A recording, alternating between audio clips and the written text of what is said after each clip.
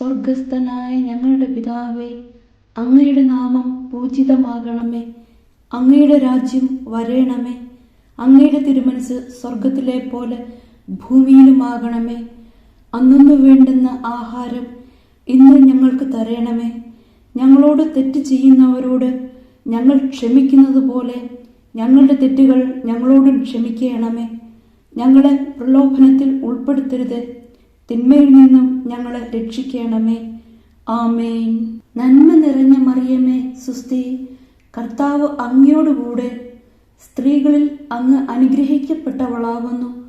അങ്ങയുടെ ഉദരത്തിൻ ഫലമായ ഈശോ അനുഗ്രഹിക്കപ്പെട്ടവനാകുന്നു.